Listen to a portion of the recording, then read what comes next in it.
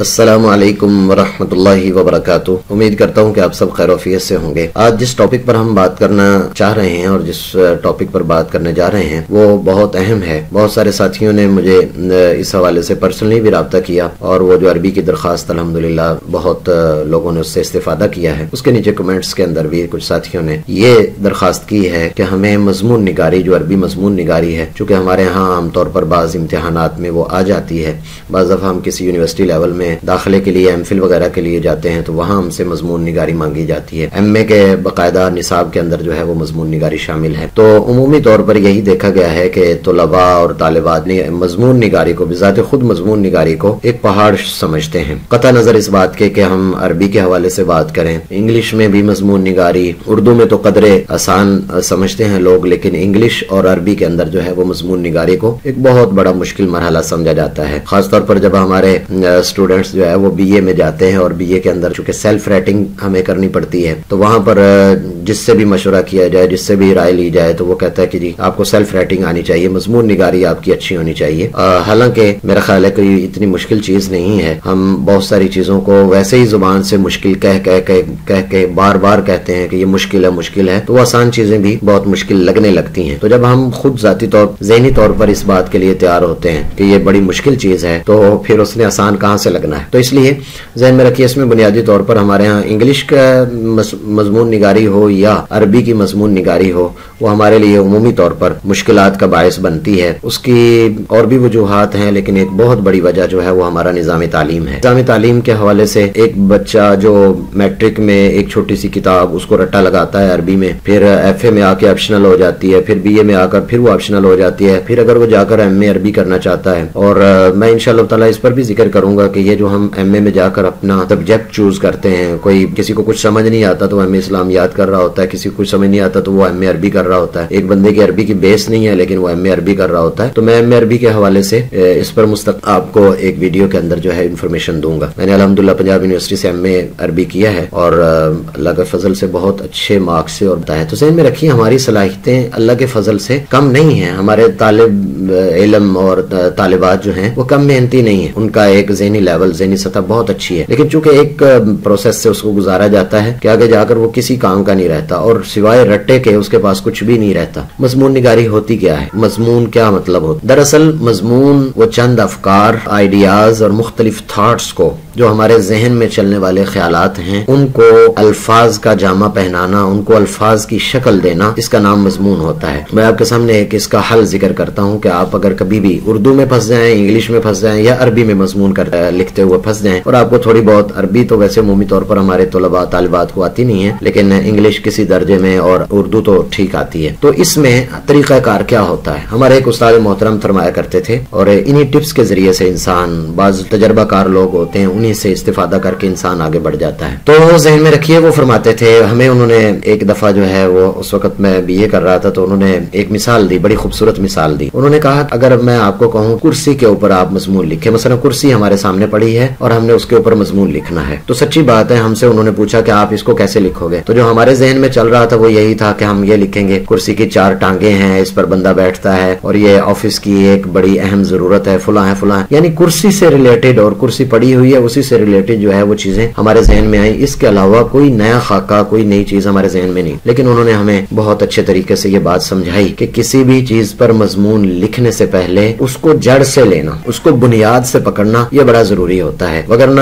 4 5 10 لائنیں لکھنے کے بعد آپ کے پاس جو مواد ہوتا ہے وہ ختم ہو جاتا ہے۔ مثال کے طور پر چیئر پڑی ہے تو میں اس پر کتنا کو لکھ لوں گا، یہ بڑی اچھی ہے، اس کا مٹیریل بہت اچھا ہے، فلاں فلاں۔ تو انہوں نے بڑی مثال دی، انہوں نے کہا اگر لکڑی کی بنی ہوئی چیئر پر آپ کو مضمون لکھنا ہو تو آپ کو سب سے پہلے جنگل میں جانا پڑے گا۔ آپ حیران ہوں گے کہ جنگل میں جانے کا کیا مطلب ہے؟ وہ کہتے ہیں کہ آپ اس کو یوں سٹارٹ کریں کہ سب سے پہلے جب میں نے ارادہ کیا ایک کرسی بنوانے کا اور بڑے اہم دفتر کے اندر اسے رکھا جانا تھا تو میں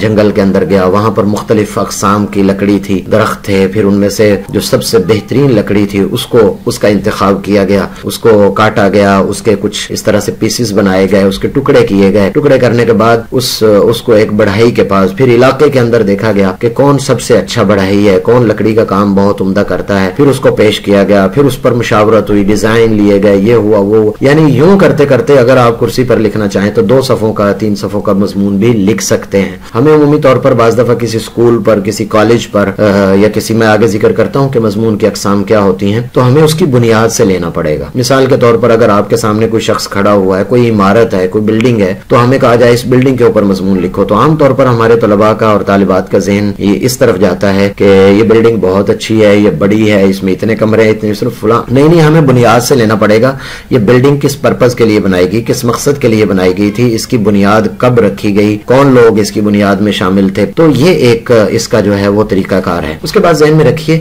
کہ مضمون کی 3 قسمیں ہوتی ہیں، یہاں پر آپ کو اس کے حوالے سے سمجھا دیتا ہوں۔ یہ دیکھیے ذرا مضمون کی اقسام۔ نمبر 1 بیانیہ مضامین، نمبر 2 حکایہ مضامین، اور نمبر 3 فکری مضامین۔ اچھا، بیانیہ مضامین کیا ہوتے ہیں؟ مثال کے طور پر کوئی عمارت دی جاتی ہے یا کوئی جانور دیا جاتا ہے کہ ہاتھی پر مضمون لکھیں، اور بعض دفعہ اور کبھی آپ کو یہ کہا جاتا ہے شخصیات پر مضامین۔ ذہن میں رکھیے ہمارے ہاں سوائے بی اے میں شاید ایسا نہیں آتا، لیکن عموماً عربی کے اندر تو خاص طور پر اور عام طور پر چھوٹی کلاسوں میں، مثال کے طور پر 6ٹھی 7ویں 8ویں اور میٹرک لیول، بعض دفعہ ایف اے لیول تک بھی یہ آ جاتا ہے۔ مثال کے طور پر آپ نے، بڑا مشہور ہے، ساتھی اس کو رٹا لگاتا ہے، علامہ اقبال پر مضمون لکھیے، قائد اعظم پر مضمون لکھیے، تو یہ شخصی مضامین ہوتے ہیں، ان کو کہتے ہیں بیانیہ۔ کیا آپ کسی کے بارے میں ڈسکرائب کر رہے ہوتے ہیں، کسی چیز، کسی شخص کے بارے میں، کسی جگہ کے بارے میں، کسی عمارت کے حوالے سے آپ بیان کر رہے ہوتے ہیں، اس کو بیانیہ مضامین کہتے ہیں۔ اور ذہن میں رکھیے امتحانات میں جو ابتدائی لیول کے امتحانات ہیں ان میں یہی قسم آتی ہے۔ حکایہ مضامین کیا ہوتے ہیں؟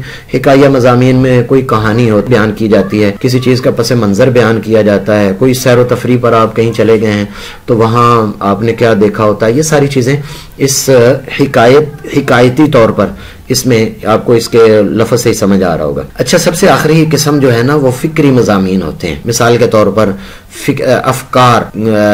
مثال کے طور پر ہم سب سے پہلے ذہن میں ایک چیز، ایک آئیڈیا فکس کرتے ہیں کہ یہ چیز ہے، اس پر ہم بنیاد رکھتے ہیں۔ مثال کے طور پر کہ ہمارے بی اے میں جب ہم پڑھ رہے تھے تو بی اے کے اندر کو ایجوکیشن پر جو ہے نا وہ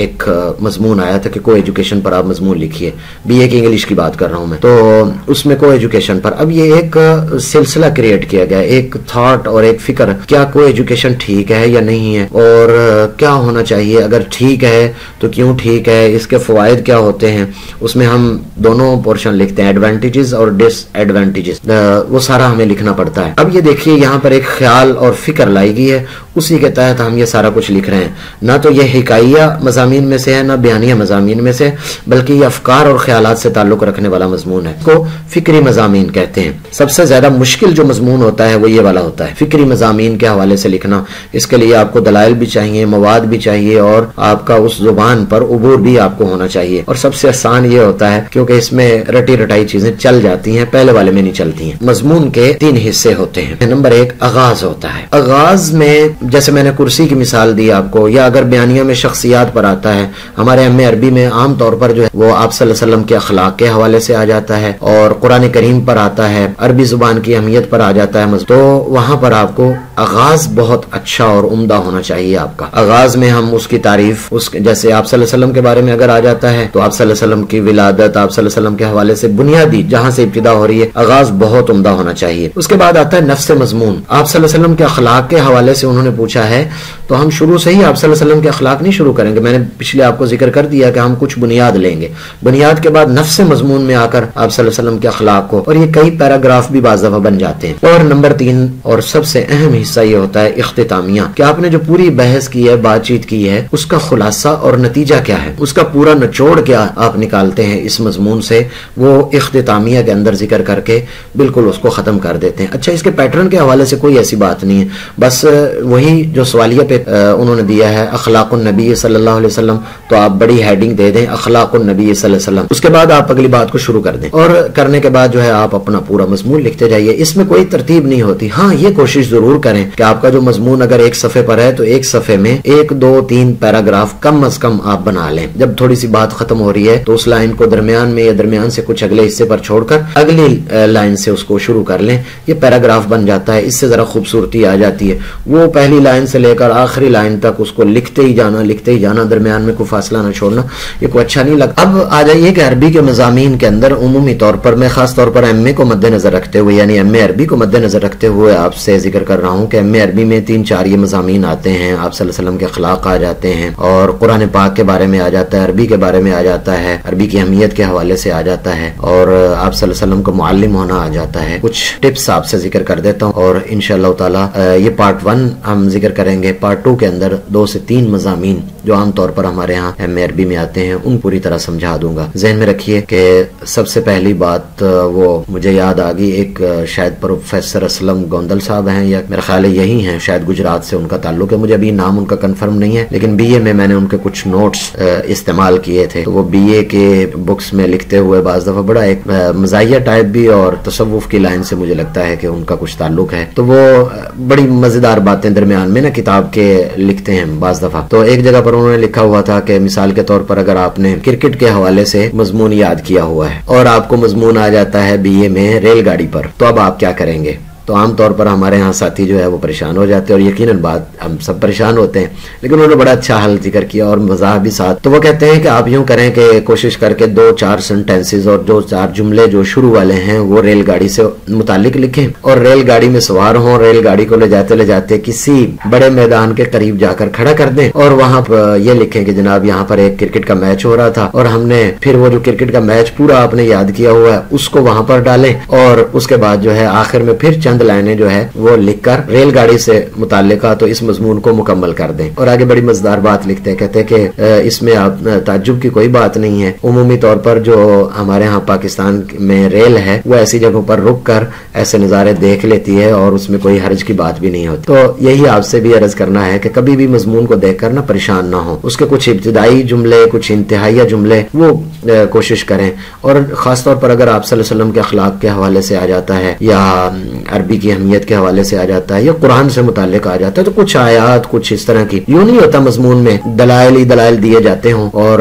जो है ना आखिर के अंदर उसका कोई नतीजा निकल नहीं, आपको कुछ ना कुछ अपने पास से भी लिखना पड़ता है। चूंकि ये अरबी के मज़ामीन के हवाले से मैंने आपसे जिक्र करना था, लेकिन उमूमी तौर पर इंग्लिश के मजमून के लिए भी यही फार्मूला होता है और उर्दू के मज़ामीन के लिए भी यही तकरीबन तीनों अक़साम इसमें आती हैं और इसकी तरतीब भी यही होती है कि आगाज और इसके अलावा नफ्स मजमून होता है और इख्तितामिया होता है। ये हर मजमून में होता है, चाहे किसी भी जुबान में आप लिखेंगे, लेकिन चूंकि अरबी के अंदर है तो मैं अरबी के हवाले से इब्तिदा से मजमून बनाना हमारे लिए मुमकिन नहीं होता। 2-4 मज़ामीन जो अहम हैं वो इंशाअल्लाह ताला पार्ट 2 में मैं आपकी खिदमत में अर्ज कर दूंगा और उनको आप याद कर लेंगे तो इंशाअल्लाह ताला आपका काफी हद तक मामला आसान हो जाएगा और आपको नंबर मिल जाएंगे। इसको आप सबसे पहले ज़हन नशीन कर लीजिए कि कोई मुश्किल काम नहीं है, थोड़ी सी अफकार को जमा करके के आगे डिलीवर करने, आगे अल्फाज का जामा पहनाने का नाम मजमून निगारी होता है। अगले पार्ट 2 के अंदर 2-3 मज़ामीन इंशाअल्लाह ताला आपकी खिदमत में तर्जमे के साथ पेश कर दूंगा, उसमें कोई तब्दीली वगैरह जो चीजें होंगी वो भी जिक्र कर दूंगा। उम्मीद करता हूँ कि ये सबक आपके लिए नफामंद साबित होगा। अल्लाह हाफिज। अस्सलामु अलैकुम व रहमतुल्लाहि व बरकातहू।